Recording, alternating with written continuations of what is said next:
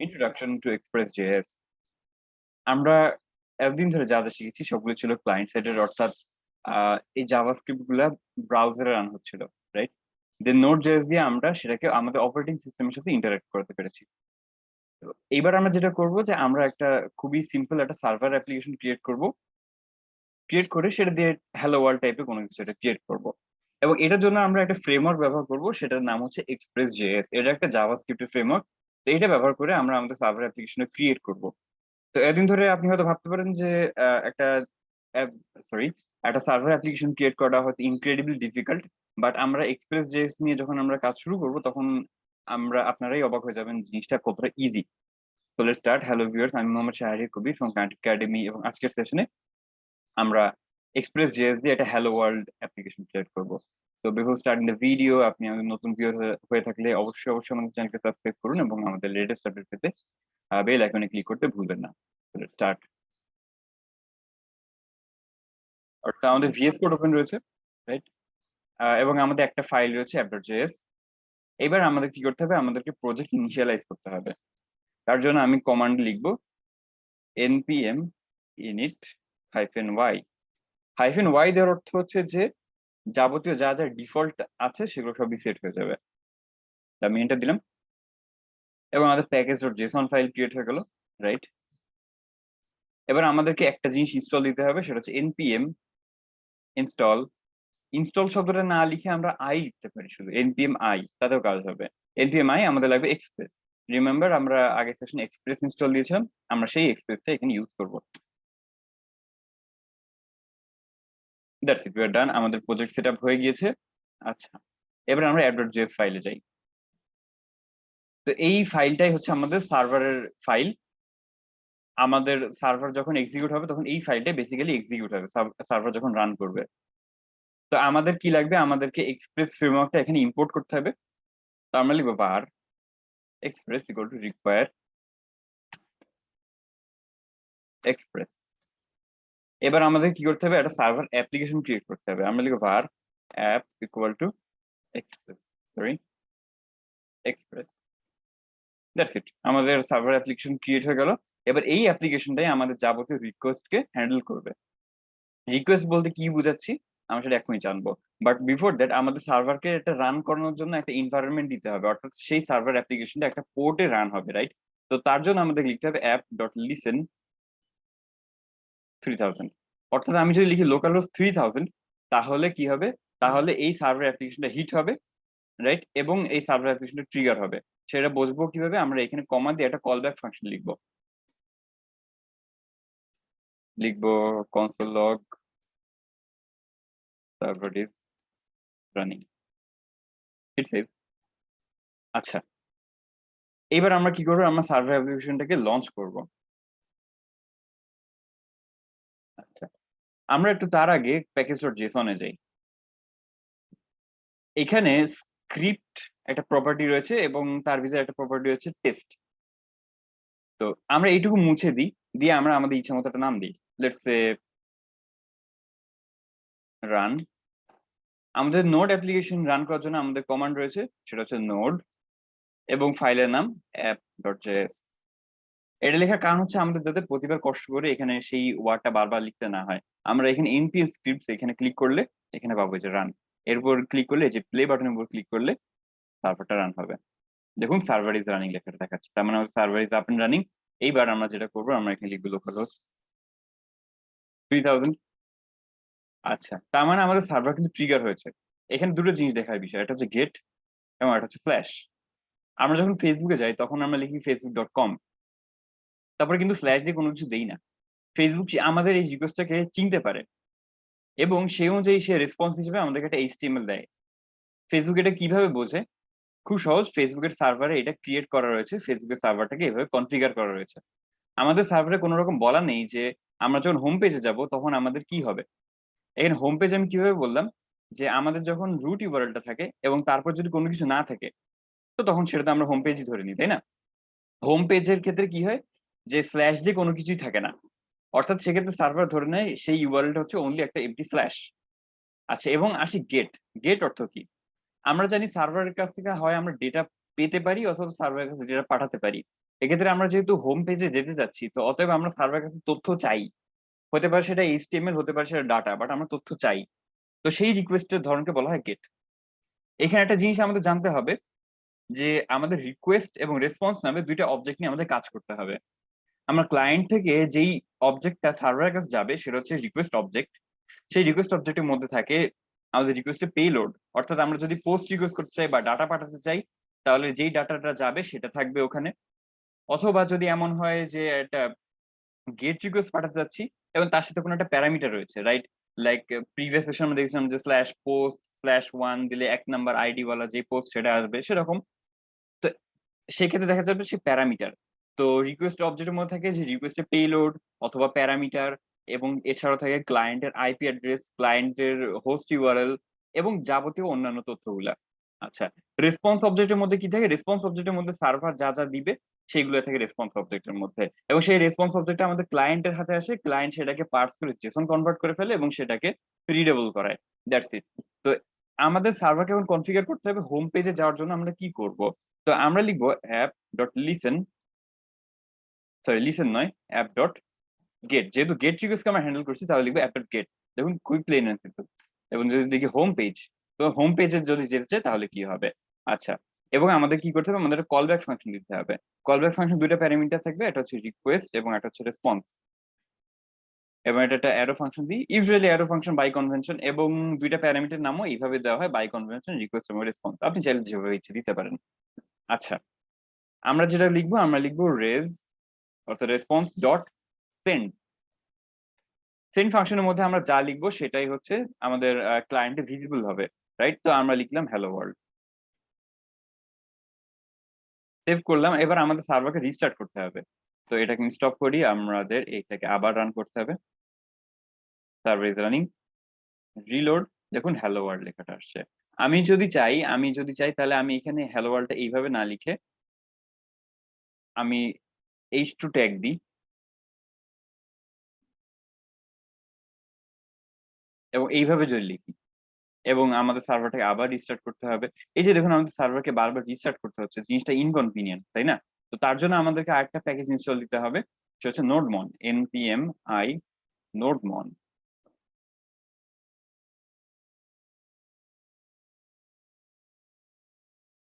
Right?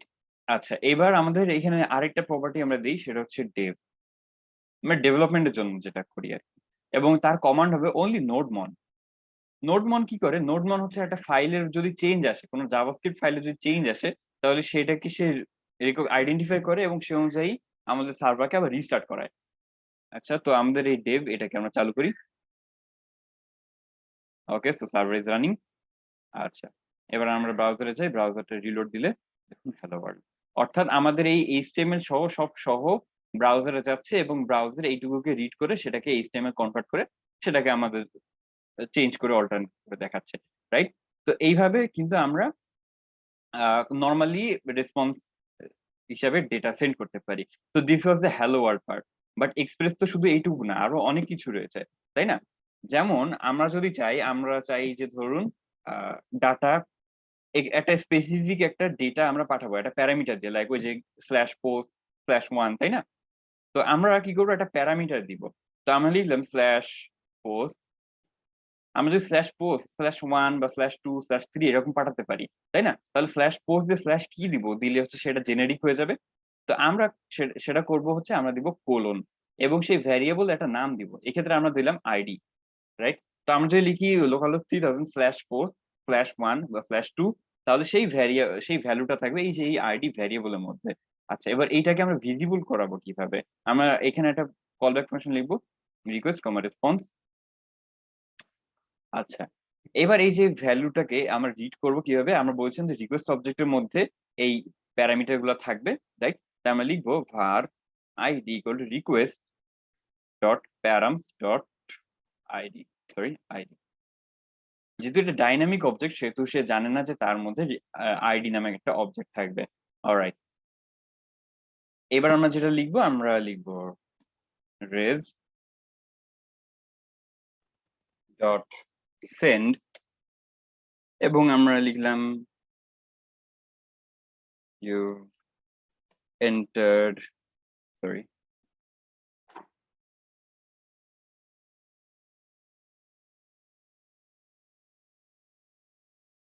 Plus ID, right. এবার আমরা save করলাম, দেখুন সার্ভার রিস্টার্ট নিয়েছে এবং এখানে আমরা যাব যে লিখবো স্ল্যাশ হোস্ট স্ল্যাশ 3, দেখুন এই যে ইউভেন্ট 3।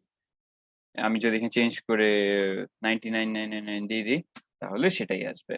তো এখান থেকে আমরা বুঝতে পারলাম যে আমরা প্যারামিটার রিড করতে পারছি, রাইট। আচ্ছা, এখন প্রশ্ন হচ্ছে যে সার্ভার তো শুধুমাত্র এইগুলাই দেয় না, সার্ভার আমাকে একটা জেসন ডেটাও দিতে পারে, তাই না? তো যেমন ধরুন হোম পেজে যদি যাই তাহলে সে আমাদেরকে একটা জেসন ডেটা দিল। তো আমরা একটা জেসন ডেটা লিখি, data equal to name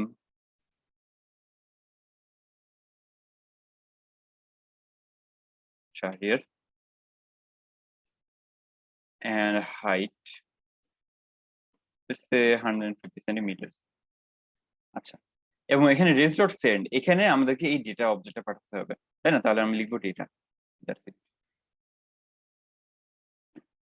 reload, sorry home পেজে যাই আমরা। এই বেসিক্যালি আমরা এইভাবে ঠিক পাঠাবো না, আমরা এই ডেটা অবজেক্টটাকে একটা নাম দিয়ে পাঠাবো, অর্থাৎ সার্ভার এটাকে একটা নির্দিষ্ট জেসন অবজেক্টের প্রপার্টি হিসেবে পাবে।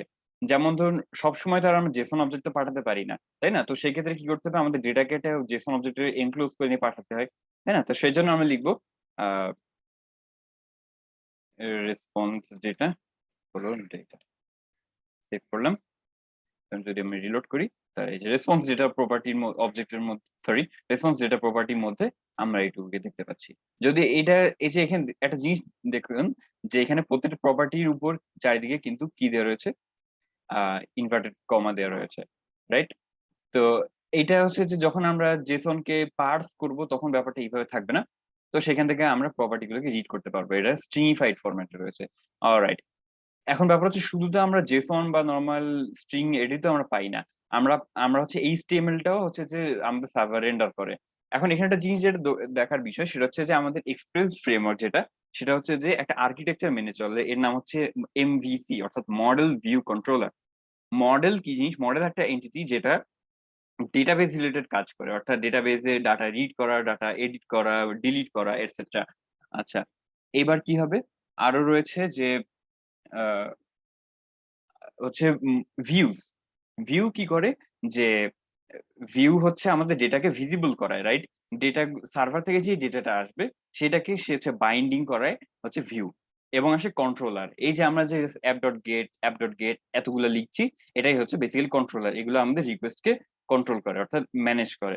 অলরাইট, তো এবার আমাদের কি করতে হবে, আমাদেরকে ভিউ ক্রিয়েট করতে হবে। তো তার জন্য আমাদের একটা ফোল্ডার ক্রিয়েট করা লাগবে, ফোল্ডার নাম ভিউজ। ভিউজ এর মধ্যে একটা ফাইল আমরা ক্রিয়েট করব, ফাইলের নাম দিব index dot EJS, not HTML, it's EJS. এই ইজেএস দিয়েই হচ্ছে যে এক্সপ্রেসের যে ভিউ সেটাই আমরা আইডেন্টিফাই করছি। তো এটা দিলাম, সেভ করলাম, ওকে।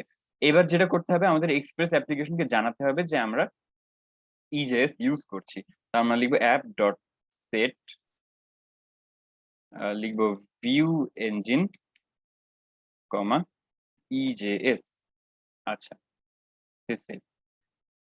অলরাইট, এখানে একটা জিনিস যেটা দ্রষ্টব্য, যে আমরা যখন প্রোডাকশন সার্ভারে আমাদের অ্যাপ্লিকেশনটা হোস্ট করব তখন সেটা নট নেসেসারি যে লোকাল, সেটা 3000 নাম্বার পোর্টেই থাকবে, সেক্ষেত্রে পোর্টটা ডাইনামিক্যালি অ্যাসাইন হয়। তো সেক্ষেত্রে আমরা যেটা লিখবো, আমরা লিখবো var port equal to process dot ENV dot port.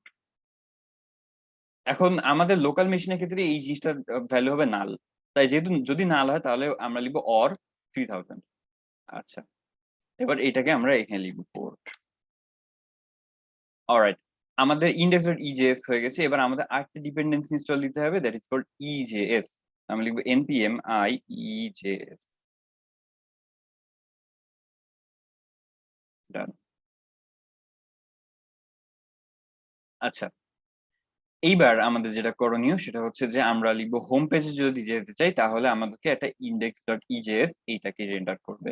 তাহলে আমরা লিখবো res ডট সেন্ড না লিখে আমরা লিখবো res ডট রেন্ডার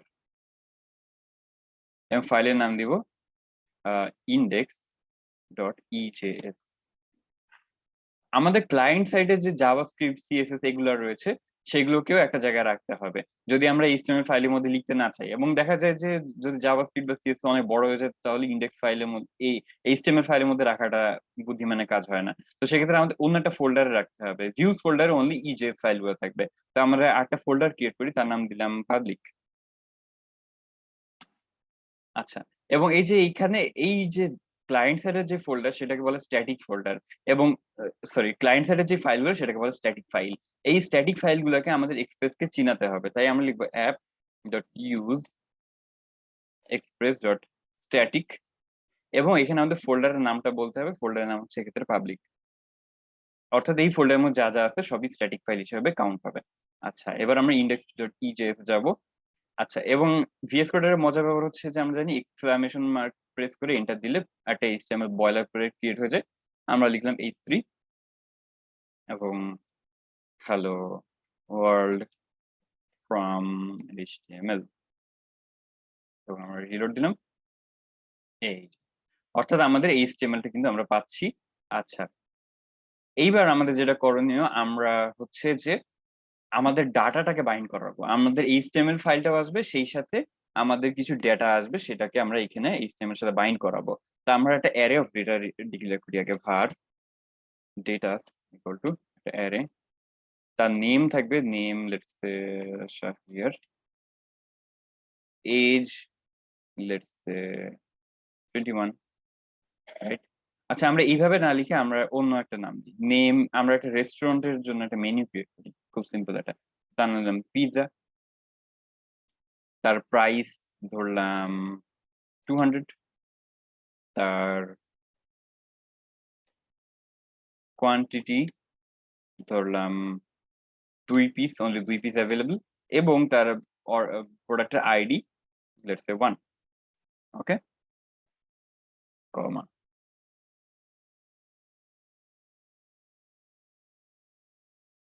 তো এটার আইডি 2, এটার আইডি 3, এবং পিৎজা নামটা চেঞ্জ করলেই হয়ে যাচ্ছে, প্রাইস 301, 3004, 3001, অলরাইট, এবং 12, এটা দিলাম 33, অলরাইট। এবার এই ডাটাটাকে আমাদেরকে পাঠাতে হবে, তাই না? তো তাহলে আমরা লিখবো অ্যাপ ডট গেট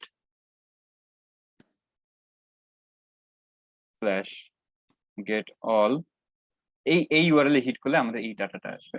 তার মানে লিখবো request comma response such that res dot send, sorry, data colon data, alright। আমরা এটা টেস্ট করব, আমরা লিখবো স্ল্যাশ গেট অল।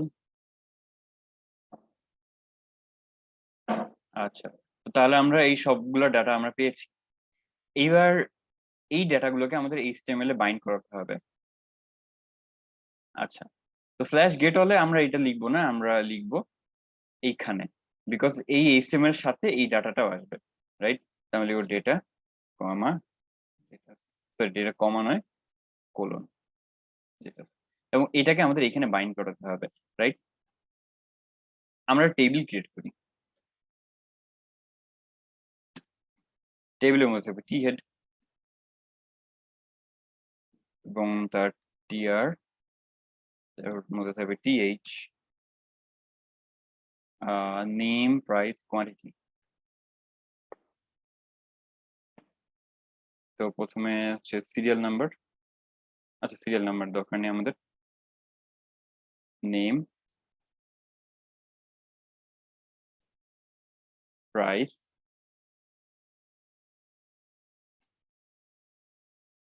কোয়ান্টিটি, সংক্ষেপে কিউটিবাই। আচ্ছা, এবার আসবে টি বডি, সরি।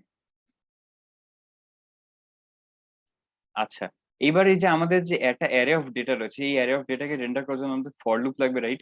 তো তার জন্য আমাদের যেটা করতে হবে, আমাদের মার্কেট প্লেসে আমরা যাবো, যে আমরা সার্চ করবো ইজেএস, ইজেএস এ যে আমরা এই জিনিসটাকে ইনস্টল করে নিব, এটা নিলে কাজ হয়ে যাবে। এবার আমরা এখানে লিখবো ইজেএস ফর, রাইট? এবার চলে আসলো ইন্ডেক্সের জায়গায় আমার পছন্দ এন, আমি এন দিলাম। এবং এই অ্যারের নাম হচ্ছে কিন্তু এই যে এই ডাটা এটা। তো আমরা সেটা এখানে বসিয়ে দিব। আচ্ছা, এইবার আমাদেরকে একটা টেবিল রো ক্রিয়েট করতে হবে, রাইট? আচ্ছা, প্রথমে আসি নেমটা আমরা লিখবো। তো নেম আমাদের একটা ভ্যালুকে আমাদের ডাইনামিক্যালি বসাতে গেলে আমাদের কি করতে হবে? আমরা লিখবো গ্রেটার দেন সাইন, পার্সেন্টেজ এবং ইকুয়াল এবং পার্সেন্টেজ। এবার এর মধ্যে আমরা লিখবো data of name, that's it, easy. এটুকু কপি করলাম, এখানে পেস্ট, এখানে পেস্ট, এবং প্রাইস এবং কোয়ান্টিটি।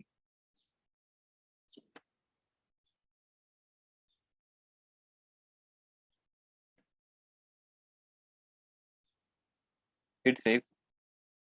আচ্ছা, এবং টেবিলে একটা বর্ডার দিয়ে দিই।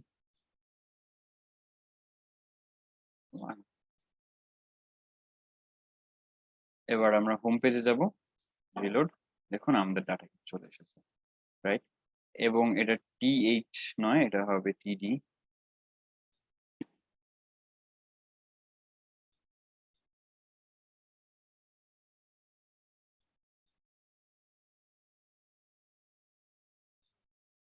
তো ডান। তো দেখতে পাচ্ছি যে আমাদের যদি সার্ভারে নতুন যদি ডেটা আসে, নতুন ডেটা যদি আমি অ্যাড করি, আই অলওয়েজ আইডিটা কিন্তু আমাদের ইউনিক রাখতে হবে। ওকে, পিজা 11 কোয়ান্টিটি 333। দেখুন রিলোড নিলে নতুন ডেটা চলে আসছে। অর্থাৎ আমরা কিন্তু সরাসরি আমাদের ভিউটাকে আমরা বাইন্ড করতে পেরেছি। ওকে, ডাইনামিক ডেটার সাথে আমরা কিন্তু ভিউটাকে বাইন্ড করতে পেরেছি। অলরাইট, এবার আমাদের আরেকটা কাজ বাকি থাকে, সেটা হচ্ছে সার্ভারের কাছে ডাটা পাঠানো। তো সেটার জন্য আমরা যেটা করব, আমরা একটা ফর্ম ক্রিয়েট করব। সেই ফর্মটা জাস্ট একটাই ভ্যালু পাঠাবে এবং সেটা দেখে আমরা বুঝতে পারবো যে আমরা কিভাবে ডাটা পাঠাতে পারি। তো তার জন্য আমরা লিখব ফর্ম অ্যাকশন। হ্যাঁ, আচ্ছা, অ্যাকশন দিই না, অ্যাকশন থাকুক, অ্যাকশন থাকবে না। আমরা যেটা করব, ফর্মেট আইডি দিব। আচ্ছা, এবং একটা ইনপুট বক্স থাকবে, type text ID equal to let's say name. আমরা এই ফরম্যাট সাবমিটটাকে হ্যান্ডেল করব জাভাস্ক্রিপ্ট দিয়ে। ওকে, বাটন টাইপ সাবমিট এবং গো। আচ্ছা, এবার আমাদের পাবলিক ফোল্ডারে একটা জেএস অ্যাড করি। আমরা তার নাম দিলাম ক্লায়েন্ট ডট জেএস। আচ্ছা, এইবার আমাদের কি করতে হবে? আমাদের এই ফর্মের আইডিটাকে ক্যাচ করি আমরা। তো তার জন্য আমরা লিখবো, এই ফর্মের আইডিটা নাম দিলাম পোস্ট ডাটা ফর্ম। অলরাইট। আচ্ছা, আমরা এখন জাভাস্ক্রিপ্ট পার্টে আমরা কোনো কিছু হাত দিইনি, আমরা জাস্ট একটু ব্রাউজার ওপেন করি। তো আমরা এখানে যদি কোনো কিছু লিখি, আমি যদি গো বাটন ক্লিক করি, দেখুন আমাদের ব্রাউজারটা কিন্তু রিলোড নিচ্ছে। এর বিকজ ফর্মে বাটনটা সাবমিট দেওয়ার পরেই কি হয়, ফর্ম হচ্ছে যে তার একটা নির্দিষ্ট ইউআরএল সেট করা থাকে এবং সেই ইউআরএল সে চলে যায়। এক্ষেত্রে যদি কোনো ইউআরএল সেট করা নেই, সেহেতু এক্ষেত্রে সেটা একটা কোয়েশ্চেন মার্ক দেখাচ্ছে। তো আমরা এটা চাই না, আমাদের রিলোডটা হবে না। তো সেক্ষেত্রে আমাদের কি করতে হবে? আমাদের সেটাকে প্রিভেন্ট করতে হবে।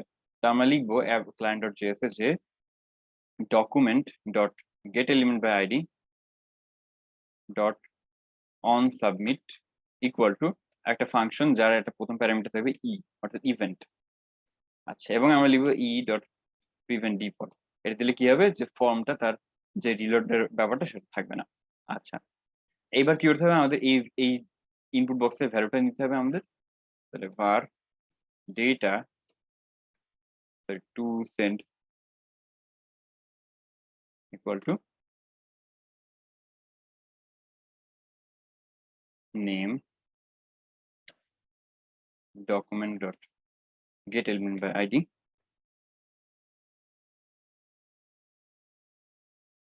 নেম। এইবার আমাদের খুব plain and simple fetch API, right? Fetch, আমরা একটা এন্ড পয়েন্ট ক্রিয়েট করবো, সেটার নাম দিলাম অ্যাড নিউ, এবং তার ভিতরে জেসন একটা অবজেক্ট, তার ভিতরে আমরা কি কি লাগবে সেগুলো আমরা দিয়ে দেবো। এক্ষেত্রে হচ্ছে যে মেথড হচ্ছে আমাদের পোস্ট, তাহলে আমাদের সার্ভারে একটা পোস্ট রিকোয়েস্টের জন্য হ্যান্ডেল করতে হবে। আচ্ছা, এবার থাকবে হেডার্স, সরি হেডার্স ছোট হাতের। আচ্ছা, এবং এখানে আমরা লিখবো content type application slash JSON, এবং ফাইনালি আমাদের যে বডি আমরা পাঠাতে চাচ্ছি, body JSON dot stringify to send, এবং অবশ্যই dot then response such that return dot json, এবং অবশ্যই dot then data such that আমরা এই ডেটার মধ্যে নতুন একটা অবজেক্টের সাথে এক্সট্রা কিছু অবজেক্ট অ্যাড করে সেটাকে আমরা কনসোলে প্রিন্ট করব।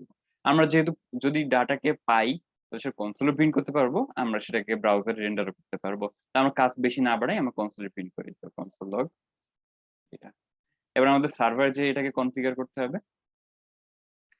আচ্ছা, এখন ব্যাপার হচ্ছে আমাদের যেহেতু ক্লায়েন্ট থেকে সার্ভারের কাছে জেসন অবজেক্ট যাবে, তাহলে সেটা আমাদের সার্ভারকে জানাতে হবে। আমরা লিখবো app dot use X sorry JSON, that's it. এবার আমরা লিখবো app dot post slash add new request from response, এবং আমরা রিকোয়েস্টের পেলোডটাকে আমরা এখানে দেখতে পারবো console log request dot body, আমরা এখানে দেখতে পারবো রিকোয়েস্ট ডট বডি এই প্রপার্টির মধ্যে আমরা লিখবো রেজ ডট সেন্ড, আমরা ডেটা অবজেক্ট ডেটা প্রপার্টির মধ্যে আমাদের যে রিকোয়েস্টের পেলোড সেটা আমরা পাঠাবো data dot dot dot request dot body, সেটা তো থাকবে, সেটা আমরা অ্যাডিশনাল একটা নাম দিয়ে দিই, লেটস সে হাইট, না লেটস সে প্রাইস 300 টাকা, তো 2000, আচ্ছা ঠিক আছে 2000 টাকায় থাকলো। অলরাইট, এবার আমাদের কাজ হয়ে গিয়েছে। আমরা যেটা করবো, আমরা আমাদের ব্রাউজারে যাব, আচ্ছা আমরা ইন্সপেক্টর কনসোল ওপেন করি, কনসোল ইজ হিয়ার, কিছু একটা লিখলাম, গো বাটনে ক্লিক করলাম। অলরাইট, আমাদের কি কোনো একটা এরর হচ্ছে, slash add new client dot JS post data, oh my bad, আমি তো স্ক্রিপ্টটাকে তো ইনক্লুডই করিনি জাভাস্ক্রিপ্টে, তো সেটা তো সমস্যা তো হবেই। তো আমরা লিখব স্ক্রিপ্ট এসআরসি, এবং সরাসরি আমরা লিখবো ফাইলের নামটা, যেহেতু ফাইলটা সরাসরি পাবলিক ফোল্ডার আছে তাহলে পাবলিক ফোল্ডারের নামটা আমরা লিখবো না, আমরা সরাসরি পাবলিক ফোল্ডারের ভিতরে সেই ফাইলের লোকেশনটা লিখবো, রিলেটিভ লোকেশনটা। ওকে, আমরা লিখবো client dot JS, hit save, reload, কিছু একটা লিখলাম, গো, এবং দেখুন আমাদের ডেটা আমরা পেয়ে গিয়েছি, এই যে ডেটার সাথে। আচ্ছা, এবার তারপর আমাদের যেহেতু এখানে প্রপার্টিটা অ্যাড হয়নি, আমরা একটু কনসোলে যাই। আচ্ছা, আমাদের এখানে ডেটাটা পাচ্ছে না, রাইট? তো এটার জন্য আমাদের কি করতে হবে, আমরা একটু ক্লায়েন্ট ডট জেএস এ যাব, আমরা দেখবো to send, oh my bad, আমরা তো এখানে ডট ভ্যালু হবে, it's again I am very sorry guys. আচ্ছা, এবার আবার কিছু একটা লিখলাম, গো, এবং দেখি আমরা স্টিল নট ওয়ার্কিং, কনসোল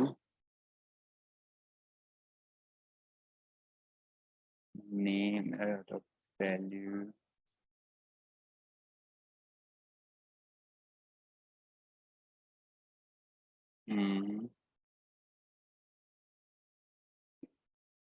আচ্ছা, তো তার মানে যেটা দাঁড়াচ্ছে, আমাদের সার্ভারের কাছে তার মানে রিকোয়েস্ট যাচ্ছে কিনা সেটা আমাদের দেখতে হবে। এটার জন্য আমরা যেটা করবো, আমরা নেটওয়ার্ক ট্যাবে যাব, নেটওয়ার্ক ট্যাবে যে আমরা এটা ক্লিয়ার করব, করে হচ্ছে আমরা এই গো বাটনে আবার ক্লিক করব, ক্লিক করে আমরা এখানে ক্লিক করব। এখানে যে আমরা দেখতে পাবো যে আমাদের পেলোডটা কি এবং সার্ভারের কাছে কি যাচ্ছে বা কি আসছে ইত্যাদি।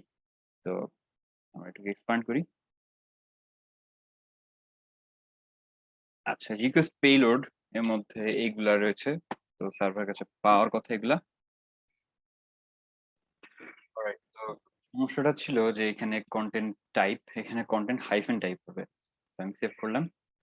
এবং app.js এখানে এরকমই আছে। আমি ব্রাউজারে আবার যাই, আমাদের কনসোল এখানে ওপেন রয়েছে। তো আমি নাম দিলাম let's say ABCD. So go. Alright. তো আমি এখানে সার্ভার আসলে দেখতে পাচ্ছি যে রিকোয়েস্ট অবজেক্টের বডি যেটা রিকোয়েস্ট ডট বডি সেটা হচ্ছে এখানে দেখা যাচ্ছে নেম এবিসিডি, অর্থাৎ আমরা সাকসেসফুলি সার্ভারের কাছে ডেটা পাঠাতে পেরেছি এবং সার্ভার আমাদেরকে রেসপন্স হিসেবে যে ডেটাটা দিচ্ছে সেটা আমরা এখানে দেখতে পাচ্ছি। আমরা এখানে ক্লায়েন্ট সাইডে আমরা দুইটা জিনিস কনসোল করেছি, যে সার্ভার আমাদের কি দিচ্ছে এবং আমরা কি পাঠাচ্ছি সার্ভারের কাছে। দ্যাটস ওয়াই আমরা এখানে দুইটা অবজেক্ট পাচ্ছি। একটা হচ্ছে এই ডেটা অবজেক্ট যার মধ্যে হচ্ছে নেম এবিসিডি যেটা এবং প্রাইস, এবং এখানে যে অবজেক্টটা আমরা পাঠাচ্ছি which has only the name property। তো এইভাবেই কিন্তু আমরা অ্যাকচুয়ালি সার্ভারের কাছে তথ্য পাঠাতে পারি এবং সার্ভারের কাছে তথ্য নিতে পারি, রাইট? তো this was a very basic hello world application using Express. তো আগামী সেশনে আমরা কি করবো, এক্সপ্রেস.js দিয়ে একটা প্রজেক্ট আমরা ক্রিয়েট করব এবং তারপরে সেশনে যে আমরা সেই অ্যাপ্লিকেশনটাকে ফর ফ্রি আমরা হোস্টও করব। So until then, see you guys, see you in the next video.